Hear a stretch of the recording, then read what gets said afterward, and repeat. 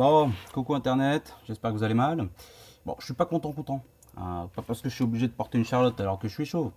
Non, protocolum. Si je suis pas content, c'est parce que il a fallu 5 semaines avant qu'on nous autorise, nous les kinésithérapeutes, à reprendre notre boulot aux maisons de retraite, dans les EHPAD. Et oui, je suis pas déguisé comme ça pour le plaisir. Je fabrique pas non plus de méthamphétamine.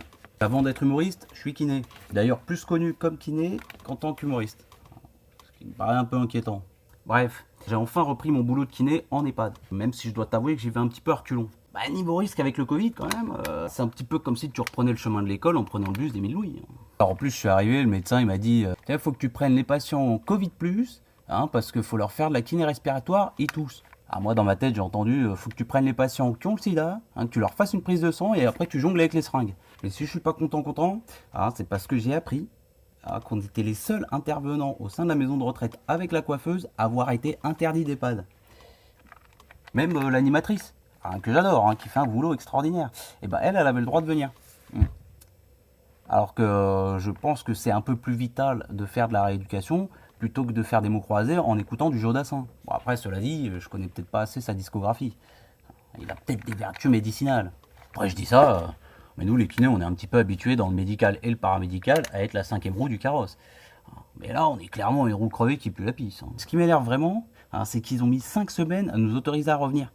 Et ils ont envoyé des mails à tous les kinés en mode oui, venez vite, les patients ont perdu leur autonomie, ils n'arrivent plus à marcher. Ah bon? T'as trouvé ça tout seul, Einstein? Tu veux une médaille? Non, moi je pensais qu'après 5 semaines sans bouger dans une cage à poules, ils seraient capables de faire des burpees. Je peux te dire, là, vu dans quel état je les ai retrouvés, ils sont pas prêts de courir un marathon. Déjà qu'attraper la télécommande, c'est pour habitude de dire, un vieux qui marche pas, c'est un vieux qui verra pas la fin du mois. Et encore là, on a de la chance, parce que c'est des vieux qui ont connu la guerre, ils ont le cuir solide. Sinon, ils seraient partis comme des petits pains. C'est un petit peu comme si tu mettais Usain Bolt 5 semaines dans un lit sans bouger, foulé après sur une piste d'athlée. Je suis sûr que même Jimo, il est capable de le battre. Bon, je vais quand même finir par remercier les habitants du 18e, qui nous ont gentiment fait des surblouses. Bon, elles sont dégueulasses. Mais c'est sympa quand même. C'est incroyable quand même que dans la 7e économie mondiale, ce soit les habitants qui soient obligés de faire leurs masques et des blouses pour le personnel soignant. On sait pas, peut-être que la prochaine étape, ça sera de recevoir des brochures chez nous avec comment fabriquer des respirateurs accessoires.